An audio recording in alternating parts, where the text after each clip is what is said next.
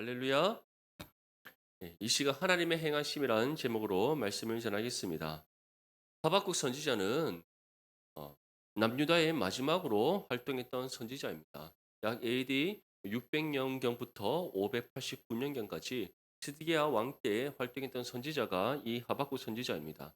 그래서 이 하박국서는 남유다의 멸망과 또 부흥에 관한 하나님의 말씀으로 기록이 되어져 있습니다. 하박국 선지자는 두 가지를 하나님께 호소했습니다. 첫 번째 호소는 하나님 정말 이스라엘이 이와 같이 어렵습니다. 여러 많은 죄악들이 있고 왕들이 패역했으며 무엇보다 정말 하나님 이스라엘의 회복이 필요합니다라고 호소했습니다.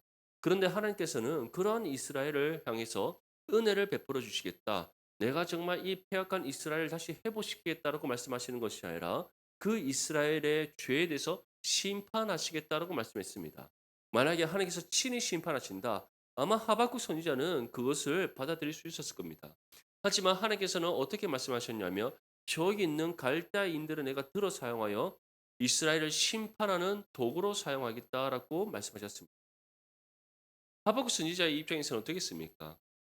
이스라엘은 하나님의 언약 백성이요. 거룩한 하나님의 자녀들인데 그런 하나님의 언약 백성된 이스라엘이 하나님 앞에 패역하고 죄를 범했다고 해서 어떻게 저 더럽고 추악한 이방인을 사용하여 심판할 수 있느냐? 그렇게 하나님께 따져 물었습니다. 그러자 하나님께서는 다시금 이와 같이 말씀하셨습니다. 그래, 지금은 내가 저 갈대아인들, 다시 말해 바벨론을 사용하여서 너희들의 죄에 대해서 심판할 거야.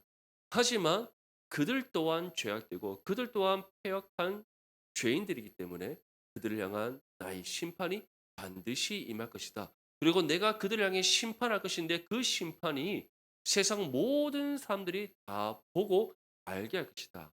그래서 이와 같이 하나님께서는 말씀하셨습니다.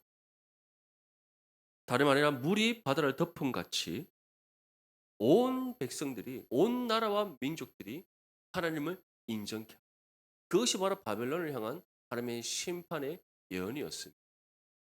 자, 이제 이 모든 말씀을 다 듣고 난 이후에 하박국 선지자가 이제 하나님께 기도합니다. 그 기도의 내용이 바로 이 하박국서 3장 전체의 말씀입니다. 하박국 선지자가 이처럼 하나님의 응답을 받고 난 후에 첫 번째로 드린 기도는 무엇이었습니까? 우리 3장 1절과 2절 말씀 함께 읽겠습니다. 시작. 시기 오노세에 맞춘 선지자 하박국의 기도라. 여호와여, 내가 주께 대한 소문을 듣고 놀랐나이다. 여호와여, 주는 주의 일을 이 수년 내에 부응하게 하옵소서. 이 수년 내에 나타내시옵소서. 진노 중이라도 긍휼을 잊지 마옵소서. 아멘. 하나님께서 이 시에 이스라엘을 회복시키시겠다. 먼저는 하나님께 심판으로 끝나지 않고 이스라엘을 회복시키겠다 말씀하셨고, 그리고 이스라엘을 심판하는 도구로 사용되어졌던 이 바벨론, 그 바벨론을 하나님께서는 심판하셔서 온 나라와 민족들이 하나님의 살아계심을 보고 인정하겠다 말씀하셨습니다. 이 응답의 은혜를 받고 난 이후에 하박국 선지자가 가장 먼저 기도한 것은 하나님 부흥케 하옵소서. 하나님 부흥하게 하옵소서. 그것도 어떻게 부흥하게 해달라고 전하고 있습니까? 수년 내에 부흥하게. 하나님 이스라엘 다시 부흥케 하실 것인데 단순히 어느 먼 때에 부흥케 하는 것이 아니라 수년 내에 이것은 다시 말하면 정말 제일 가까운 시일 내에 속히 부흥하게 하옵소서라고 하박국 선지자가 기도했던 겁니다. 그렇다면 부흥이란 무엇입니까? 부흥이란 무엇입니까? 한번 따라합시다. 다시 살아나는 것이다. 시작. 부흥은 어떤 숫자적인 증가, 어떤 부패의 크기 그런 것이 아닙니다. 부흥이란 것은 영적으로 쇠퇴하고 죽어있던 모든 것들이 다시 살아나는 겁니다. 놀란 하나님의 구원의 역사, 놀란 하나님의 그 영혼 회복의 역사를 가리켜 성경은 부흥이라고 우리에게 말씀하고 있는 겁니다. 이스라엘은 어떠한 상황 속에 있습니까? 왕을 비롯한 모든 백성들이 하나님을 섬기지 않습니다. 하나님의 말씀의 뜻을 따라 그들이 순종하지 않습니다. 지금 남유다의 마지막 선지자는 하박국과 예레미야입니다. 하박국을 통해서 하나님께서는 이스라엘을 향한 심판의 메시지를 전하고 있고 예레미야를 통해서 동일한 심판의 메시지를 전하고 있습니다. 특별히 예레미야를 통해서는 하나님께서는 구체적으로 말씀하셨습니다. 바벨론에게 순종해라. 바벨론을 따라라. 애굽으로 가지 말라. 반복적으로 말씀하셨습니다. 왜냐하면 하나님의 뜻은 이스라엘의 심판에 있고 이 심판은 완전한 멸망으로 향하는 것이 아니라 그들의 모든 죄를 깨달아 하나님 앞에 자복하며 회개하도록 하시기 위한 하나님의 은혜의 방편이었기 때문입니다. 그런데 왕을 비롯한 모든 백성들이 선지자들의 말을 듣지 않습니다. 계속해서 하나님께서 선지자를 통해서 전하신 말씀의 뜻에 반대되게 행했습니다. 바벨론에게 순종을 하는데 바벨론에게 순종하는 것이 아니라 바벨론에게 대항하고 있습니다. 애굽을 붙잡지 말고 애굽과 함께 하지 말라고 하는데 계속해서 그들은 애굽을 붙잡고 의지하고 애굽과 함께 하고 있습니다. 왜 그들이 그렇겠습니까? 그만큼 그들의 마음이 죄로 인해 강팍해져 있고 하나님과의 관계가 멀어져 있기 때문이었습니다. 분명히 기억하십시오. 우리와 하나님의 관계가 건강하지 않을 때, 하나님과 온전히 하나됨이 이루지 않을 때 성령과 교통하고 동행하는 삶이 아니라 성령의 통치와 다스림을 받는 믿음의 삶이 아니라 내 소견의 옳은 대로 행하는 죄의 길로 치우쳐 있을 때 우리는 하나님의 뜻에 순종하지. 사랑하는 성도 여러분, 우리의 신앙의 삶은 어떻습니까? 남유다의 멸망의 때가 다가오는 이때처럼 이때의 이스라엘 백성들의 모습처럼 하나님의 말씀에 불순종하고 내 소견에 옳은 대로 행하고는 있지 않습니까? 오늘 이 밤에 그 모든 우리의 신앙의 삶이 다시 살아나는 신앙의 삶으로 회복될 수 있기를 소망합니다. 이것이 바로 부흥인 겁니다. 하나님을 따르지 않고 하나님을 섬기지 않고 내 소견에 옳은 대로 내가 원하는 바 뜻대로 살아가고 있던 우리의 삶이 다시 하나님만을 온전히 믿고 따르고 섬기는 삶으로 회복되어지는 것. 죄악에 물들었던 우리의 삶이 다시 성령으로 충만한 믿음의 삶으로 회복되어지는 것. 그것이 바로 부흥이라는 것을 믿을 수 있기를 소망합니다. 그런데 하박국 선지자가 지금 드리는 이 기도는 단순히 수년 내에 정말 빠른 시일 내에 부흥케 하옵소서라는 기도로 끝나는 것이 아닙니다. 이 부흥케 하옵소서라는 것은 단순히 이스라엘 백성들의 신앙을 회복시켜 달라는 것으로 끝나지 않고 정말 하나님의 거룩한 언약 백성으로 온전히 세워지게 해달라는 그 간구가 포함되어져 있는 겁니다.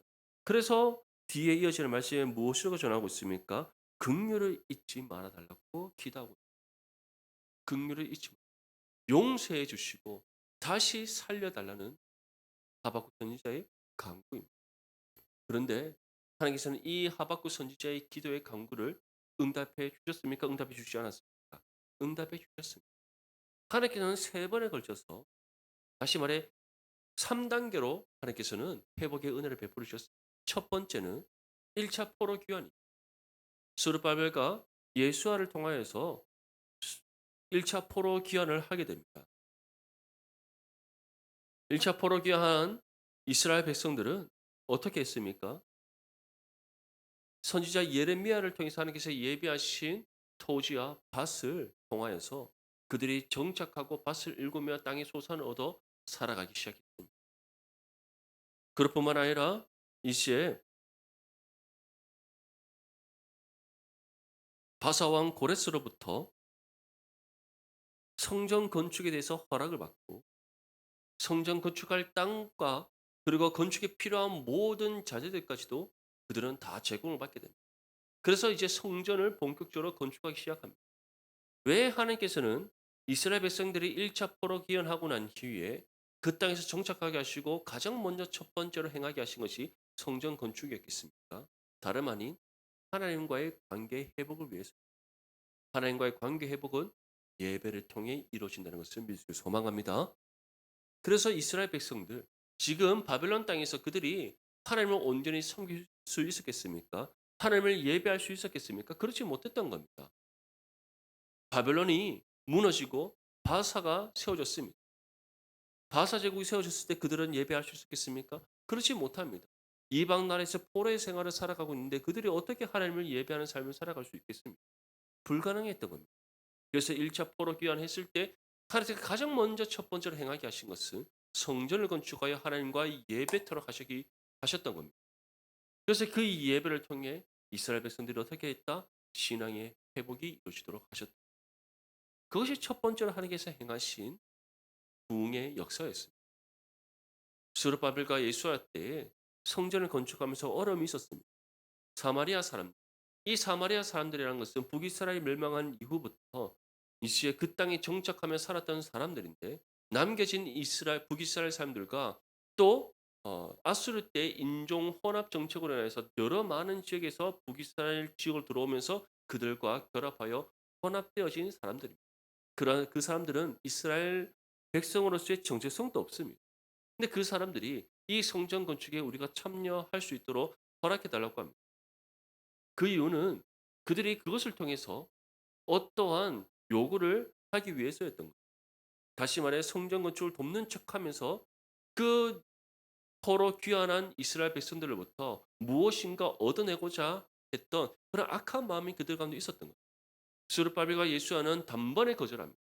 그랬더니 그들이 성전 건축을 하지 못하도록 방해합니다.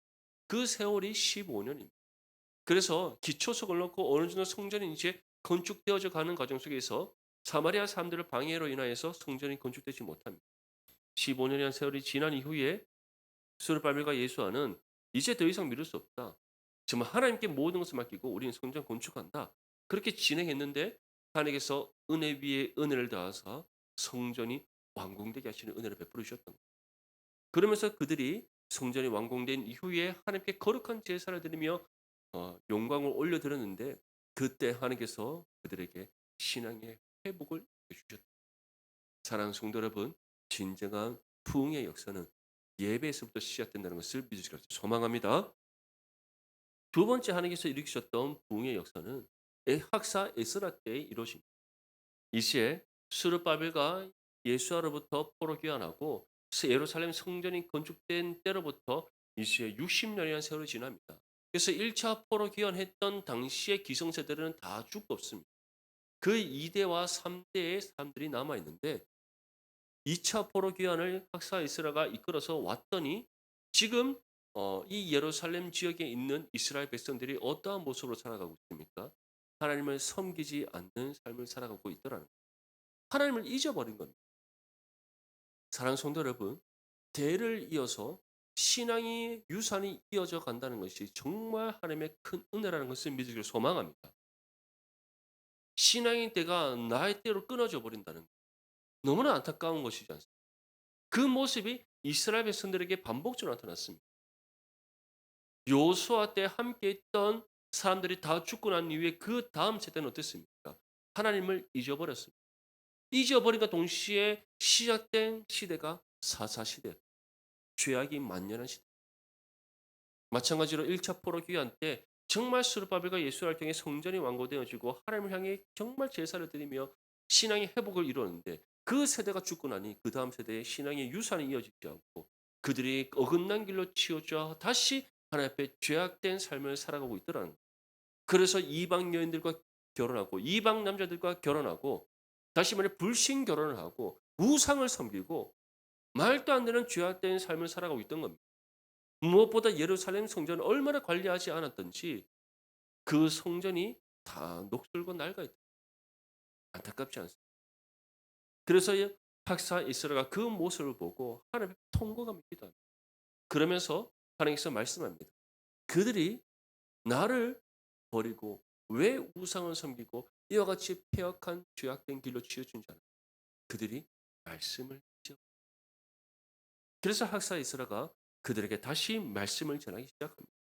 에스라 10장 10절에서 12절 말씀에 제사장 에스라가 일어나 그들에게 이르되 너희가 범죄하여 이방 여자를 아내로 삼아 이스라엘의 죄를 더하게 하였으니 이제 너희 조상들의 하나님 앞에서 죄를 자복하고 그의 뜻대로 행하여 그 지방 사람들과 이방 여인을 끊어버리라 하니 모든 회중이 큰 소리로 대답하여 이르되 당신의 말씀대로 우리가 마땅히 행할 것이니. 이처럼 학사 에스라가 하나님의 말씀을 그들에게 가르쳤습니다. 하나님 앞에 무엇이 바른 신앙의 삶인지, 거룩한 하나님의 언약 백성으로서 너희가 어떻게 살아가야 하는지 말씀의 권면과 가르침을 주었습니다. 그때 이스라엘 백성들의 마음에 어떠한 것이 일어났다고 우리에게 전하고 있습니까? 그들이 죄를 깨달아 에스라를 통해서 받은 말씀의 뜻을 따라 그들이 순종했다는 거예요. 첫 번째가 무엇이었는가? 이미 그들의 가족이 되었던 이방 여인 또는 가족이 되었던 이방 남자. 그들 모두를 다 어떻게 했다? 다 가정에서 내쫓았다는 거예요. 오늘날 우리의 생각으로는 참 이해되지 않지 않습니까? 어떻게 보면은 이혼을 한 것인데 참 이해되지 않지 않겠습니까? 하나님께서 왜 이 말씀을 우리에게 주셨습니까? 아, 이제 어 예수님 똑바로 안 믿는 자녀는 다 집에서 내쫓아라.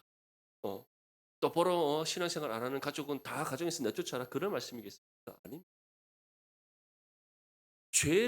죄에서 돌이킴에 있어서는 어떻게 된다? 그 모든 죄의 요소를 단호히 끊어내 버릴 수 있어야 되는 믿음의 결단이 우리 가운데 필요함을 말씀하는 거예요. 믿습니까? 만약에 하나님과 우리의 관계를 멀리하는 요소가 있습니까? 그것이 우리 학생들에게는 게임이나 스마트폰이 될 수, 우리 청년들에게는 캠퍼스의 문화가 될 수가 있고, 또 우리 청년분들에게는 여러 가지 취미라든지 아니면 내가 원하는 뭐 어떤 욕심일 수 있습니다. 무엇이든지 하나님과의 관계를 멀리하는 그 모든 것들이 다 우상이요, 다 그 모든 것들이 죄악된 요소들입니다. 학사 에스를 통해서 하나님께서 이스라엘 백성들이 전한 것은 그 모든 죄의 요소를 단호히 다 끊어내 버리라는 거예요. 거기에서부터 무엇이 있다? 신앙의 회복이 믿으시길 소망합니다. 그래서 정말 저와 여러분들이 하나님 외에 그 어떤 것을 섬기지 않기를 간절히 소망합니다. 하나님만을 사랑하고 하나님만을 온전히 섬기는 거룩한 신앙의 삶이 되어서 착하고 충성된 자는 칭찬받는 믿음의 삶이 되시길 소망합니다. 이것이 바로 2차 포로 귀환을 통해서 이루어진 하나님의 두 번째 부흥의 역사였어요. 죄의 모든 요소를 다 끊어내 버리고 세 번째 포로 귀환을 누구를 통해서 이루어집니까? 느헤미야를 통해서 이루어집니다. 느헤미야를 통해서 하나님께서는 이제 마지막 세 번째 단계 부흥의 완성을 위하여서 3차 포로 귀환을 일으키십니다. 그래서 느헤미야를 통해서 이스라엘 백성들이 예루살렘에 돌아오게 되는데 돌아왔더니 학사 에스를 통해서 두 번째 하나님께서 부흥의 역사를 일으켜 주셨지만 여전히 이스라엘 백성들은 어렵고 힘든 상황 가운데 성벽이 다 무너져 있었던 그런 상황에 있었기 때문에 그들은 돌봄과 보호를 받지 못하고 적에게 노출되어져 있고 학사 에스라를 통해서 계속해서 그들이 말씀의 가르침을 받고 그들의 신앙 공동체를 이루고 있었지만 여전히 외부로부터 오는 여러 많은 어 공격들로 인하여서 정말 하루하루 살아가는 그 삶이 힘들고 어려운 가운데 있어요. 그래서 느헤미야를 통해서 하나님께서 어떻게 하셨습니까? 54 일이라는 아주 짧은 시간 안에 예루살렘 성벽을 완공시키시는 은혜를 베풀으셨어요. 그것을 무엇을 의미하는 겁니까? 단순히 그들을 보호할 수 있는 울타리를 만든 겁니까? 아닙니다. 하나님께서는 먼저는 이스라엘 백성들의 각각의 개인의 삶이 하나님과의 관계 회복을 이루게 하셨다면 이제는 바로 하나님 안에서 온전한 신앙 공동체를 이루게 하시는 교회의 모습을 우리에게 나타내 보이셨다. 사랑하는 성도 여러분, 하나님께서는 이처럼 예루살렘 성전을 통하여 하나님과의 관계를 회복시키시고 말씀의 가르침을 통하여 그들의 모든 죄의 요소를 끌어내시고 성벽을 완공시키심으로써 신앙 공동체를 온전히 이루게 하셨다는 것을 우리에게 보여주고 있습니다. 그렇다면 이것으로 인하여서 완전한 부흥의 역사가 끝났습니까? 그렇지 않습니다. 이것은 부흥을 위한 모든 것에 대한 하나님께서 이루신 토대였습니다. 부흥의 완성을 위한 토대에 불과했던 겁니다. 부흥의 역사는 어떻게 일어났습니까? 느헤미야 9장 1절에서부터 5절 말씀에 다음과 같이 우리에게 전합니다. 그달 스문 나은 날에 이스라엘 자손이 다 모여 금식하며 굵은 베옷을 입고 티끌을 물었으며 모든 이방 사람들과 절교하고 서서 자기의 죄와 조상들의 허물을 자복하고 이날의 낮 4분의 1은 그 제자리에 서서 그들의 하나님 여호와의 율법책을 낭독하고 낮 4분의 1은 죄를 자복하며 그들의 하나님 여호와께 경배하는데 레위 사람 예수아와 바니와 감미엘과 스바냐와 분니와 세레바와 바니와 그나니는 단에 올라서서 큰 소리로 그들의 하나님 여호와께 부르짖고 또 레위 사람 예수아와 감미엘과 바니와 하삼느야와 세레바와 호디야와 스바냐와 부다히야는 이르기를 너희 무리는 마땅히 일어나 영원부터 영원까지 계신 너희 하나님 여호와를 송축할지어다. 주여 주의 영원로운 이름을 송축할 것은 주의 이름이 존귀하여 모든 송축이나 찬양에서 뛰어납니다. 이 시에 성벽이 재건되고 난 후에 느헤미야가 수문학 광장에 이스라엘 백성들을 모읍니다. 모든 이스라엘 백성들이 수문학 광장 앞에 탁 진을 치고 서 있습니다. 각 지파별로 사람들이 다 무리를 이어 수문학 광장 앞에 서 있고 그들 사이 중간에 제사장들이 서 있습니다. 제사장들이 서 있었던 이유는 그들에게 말씀을 풀어 전하기 위해서였습니다. 지금 이스라엘 백성들은 히브리어를 잃어버렸습니다. 아랍어를 사용하고 있습니다. 그런데 성경은 여전히 히브리어로 기록되어 있습니다. 그래서 학사 에스라를 비롯한 레위인과 제사장들을 외에는 이 말씀을 읽고 풀어 전할 수 있는 사람이 없었던 거예요. 그래서 학사 에스라가 앞에서 이제 하나님의 말씀에 낭독하기 시작합니다. 그가 낭독한 말씀은 바로 모세의 율법이요 또 선지자들의 글입니다. 하나하나씩 그가 읽으며 전했습니다. 그리고 그 중간중간에 서 있던 레위 제사장들이 계속해서 그 학사 에스라가 전하는 말씀을 해석하여 그들에게 풀어 전하기 시작했습니다. 다시 말해 통역하기 시작했습니다. 그 말씀을 듣는 가운데 어떤 은혜의 역사가 일어났다고 말씀하고 있습니까? 그들이 심령의 찔림을 얻고 그들의 모든 죄를 다 자복하여 회개하였더라. 믿습니까? 이것이 바로 하나님께서 일으키시는 진정한 부흥의 역사입니다. 부흥은 다시 말해 우리의 모든 죄를 자복하며 회개하는 것에부터 시작된다는 것을 믿으시기 소망합니다. 그래서 부흥이 일어나기 위해서는 먼저는 예배의 회복이 있어야 되고 말씀의 바른 선포와 가르침이 있어야 됩니다. 또 신앙 공동체가 주님 안에서 온전히 하나됨을 이뤄가는 그 모습이 있어야 되는 거예요. 결국 우리가 함께 모여 한 마음과 한 뜻으로 하나님을 예배하며 하나님의 말씀을 듣고 가르침 받는 그 시간 가운데 성령의 놀라운 부흥의 역사가 일어난다는 사실을 믿으시길 소망합니다. 그 역사가 바로 지금 느헤미야 때에 이 수문학 광장 앞에서 일어났던 거예요. 하나님께서는 하박국 선지자가 드린 이 기도를 잊지 않으시고 기억하시고 하나님의 방법을 따라 하나님의 계획하신가 그 방법을 따라 일으켜 주셨어요. 오늘날 이 시대에도 하나님의 부흥은 반드시 임한다는 것을 믿으시기 소망합니다. 원하기는 우리 내당 중부교회가 정말 이 부흥의 은혜를 경험할 수 있기를 소망합니다. 이제 하박국 선지자는 이 부흥에 대한 기도를 드리고 난 이후에 다음과 같이 또 기도합니다. 우리 3절과 4절 말씀 함께 읽겠습니다. 시작. 하나님이 대만에서부터 오시며 거룩한 자가 바란 산에서부터 오시는도다 셀라. 그의 영광이 하늘을 덮었고 그의 찬송이 세계에 가득하도다. 그의 광명이 햇빛 같고 광선이 그의 손에서 나오니 그의 권능이 그 속에 감추어졌도다. 아멘. 대만과 바란산은 요단 동편 에돔 지역에 있었던 도시와 산 이름입니다. 지금 하박국 선지자가 활동하던 그 당시에 요단 동편에 있는 에돔 지역에 있었던 도시가 대만이고 그 도시 근처에 있는 산 이름이 바란산입니다. 그것은 다시 말해서 저 요단 동편에서부터 하나님 동편에서부터 하나님의 그 놀라운 부흥의 은혜의 역사가 일어나서 온 세상을 덮는다라는 그 기도의 선포를 지금 하박국이 드리고 있는 겁니다. 다시 말해서 하나님의 영광이 요단 동편에서부터 온 하늘을 덮고 하나님의 찬송이 요단 동편에서부터 울려 퍼져서 온 세상 가운데 가득하게 그것이 하나님께서 일으키시는 부흥의 역사의 결과라는 거예요. 부흥은 한 사람을 통해서 이루어질 수도 있고 한 교회를 통해서도 이루어질 수 있어요.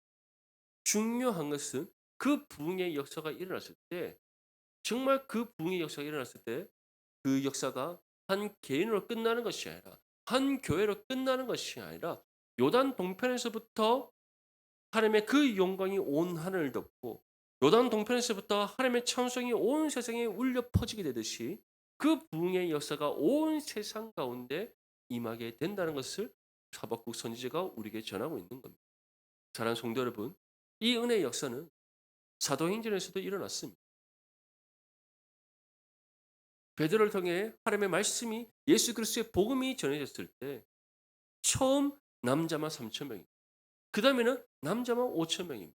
그것을 끝납니까? 그렇지 않습니다. 그 이후에 이 시대에 예루살렘 교회 성도들이 흩어져서 각 지역으로 다시 돌아갑니다. 그들이 돌아간 각 지역에서 또 복음이 전파되어지고 끊임없이 예수 그리스도의 복음이 증거되며 교회가 세워지는 은혜의 역사가 임했습니다. 바울도 마찬가지지 않습니까? 수리아 안데에서 사역할 때 놀라운 부흥의 역사가 임했습니다. 바울이 이동하면서 복음을 전하는 것보다 수많은 사람들이 예수 그리스도의 복음을 듣고 믿어 구원받으며 교회가 세워졌습니다. 놀라운 성령의 부흥의 역사입니다. 초대 교회가 우리 가운데 증거하고 있습니다. 그래서 끝납니까? 아닙니다.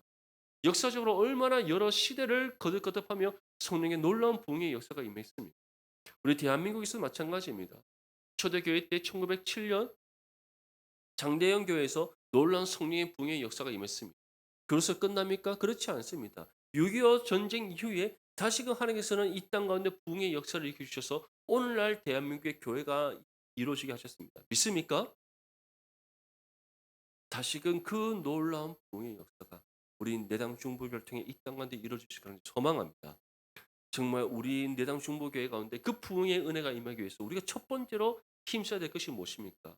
함께 한마음과 뜻으로 하나님을 예배하는, 그리고 말씀을 듣고 가르침 받는 것에 힘쓰는 겁니다. 그러고 하나님께서 우리에게 주신 그 말씀 붙잡고 그 말씀대로 살아가는 겁니다. 믿습니까? 그 가운데 여러분들 한 사람 한 사람 가운데 여러분들의 심령이 회복되어지는 부흥의 역사가 임하고 그 부흥의 역사가 정말 우리 내당 중부교를 통해 온 대한민국 가운데 퍼지게 될 줄 믿습니다. 그래서 저는 기도합니다. 하나님, 정말 우리 내당 중부교를 통해 이 서구 내당동을 넘어서 정말 이 대구를 넘어서 이 대한민국이 부흥케 하옵소서.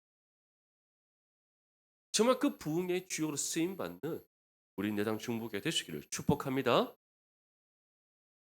하박국 선지자는 다음과 같이 우리에게 전하고 있습니다. 하나님의 광명이 햇빛 같고 광선이 그의 손에서 나오니 그의 권능이 그 속에 감춰져. 정말 온 세계와 열방을 하나님의 부흥의 역사가 이루어질 것이 절대로 감춰지지. 그 권능이 반드시 나타나기 원하기로는 우리가 그 부흥의 주역이 될 수 있기를 축복합니다. 우리 마지막으로 5절과 6절 말씀 함께 읽겠습니다. 시작.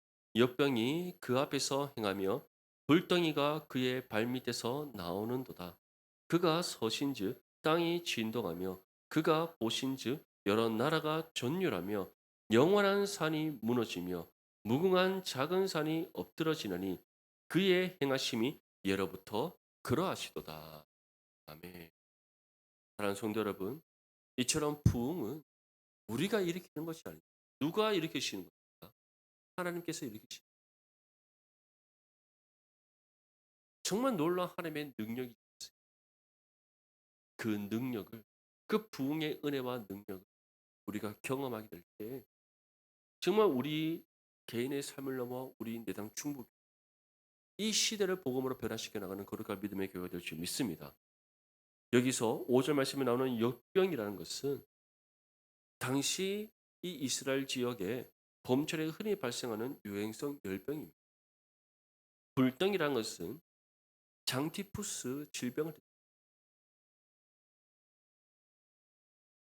역병이 그 앞에서 행하며 불덩이가 그 발밑에서 나온 그가 서신즉 땅이 진동하며 그가 보신즉 여러 나라가 전율하며 영원한 산이 무너지며 무궁한 작은 산이 엎드러지고 이것은 바로 하나님의 심판을 뜻합니다. 다시 말해 부흥의 역사가 일어날 때 반대로 어떠한 결과가 이루어지는 겁니다. 모든 죄악들이 물러가고 떠나가며 하나님 앞에 무릎을 꿇는 은혜의 역사가 일어난다는 것을 믿을 수 소망합니다. 이스라엘 백성들이 수문학 광장에서 말씀을 통해 부흥의 역사가 일어났을 때 그들은 모든 죄를 자복하며 회개했고 그들의 모든 죄악된 습관과 간습을 다 내어 던져 버렸습니다. 모든 우상을 다 불태워 없애 버렸습니다. 그들이 이전에 갖고 있던 모든 옛 죄의 습관과 그들의 모든 죄의 사슬을 다 끊어내 버렸습니다. 초대교회 때도 마찬가지입니다.